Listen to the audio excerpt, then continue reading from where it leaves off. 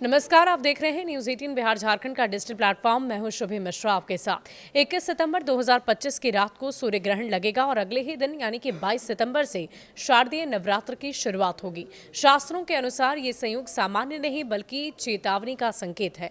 ग्रहण को हमेशा विघ्नकारी और शुद्धि की आवश्यकता बताने वाला समय माना गया है, जबकि नवरात्रि शक्ति जागरण का पर्व है। यानी ये दुर्लभ मेल दर्शाता है कि देवी उपासना से ही ग्रहण के दोषों का शमन होगा और समाज को नकारात्मक ऊर्जा से सुरक्षा मिलेगी। ग्रहण को क्यों माना जाता है विघ्नकारी, ये भी जानिए।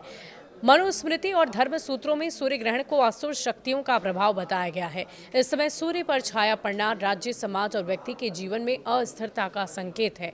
ग्रहण काल में शुभ कार्य, विवाह, यात्रा, नए सौदे वर्जित हैं। इसे देवी चेतावनी की तरह देखा जाता है। नवरात्रि का अर्थ है 9 रातें देवी की उपासना करना। दुर्गा सप्तशती में कहा गया है कि देवी का स्मरण करने वाला साधक हर संकट से मुक्त होता है।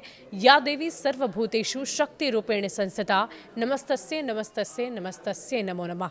ग्रहण के बाद जब नवरात्र शुरू होती है तो ये संदेश देता है कि शक्ति उपासना ही ये उपाय है जिससे नकारात्मक छाया से मुक्ति मिल सकती है।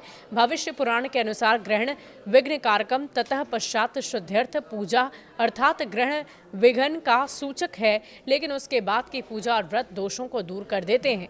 यही कारण है कि इस बार की नवरात्र और भी ज्यादा विशेष है, क्योंकि ये सीधे ग्रहण के बाद आरंभ हो रही है। समाज और राजनीति के लिए क्या संकेत है, ये भी जानिए। राजनीतिक स्तर पर सूर्य सत्ता और नेतृत्व का कारक है।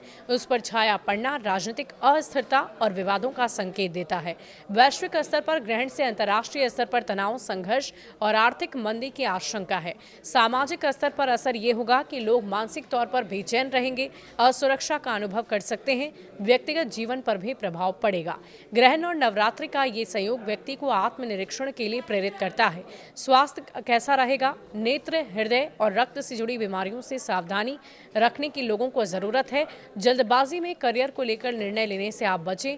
नवरात्र साधना से परिवार में शांति और सकारात्मक बनी रहेगी।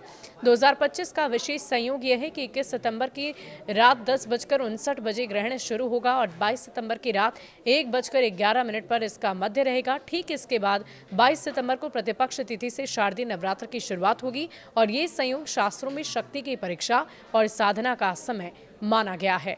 इसका उपाय और क्या है? तो ग्रहण के दौरान मंत्र जप करें और अशुभ विचारों से आप दूर रहें। ग्रहण समाप्ति के बाद स्नान और दान करें। नवरात्रि स्थापना से पहले सूर्य देव को जल अर्पित जरूर करें।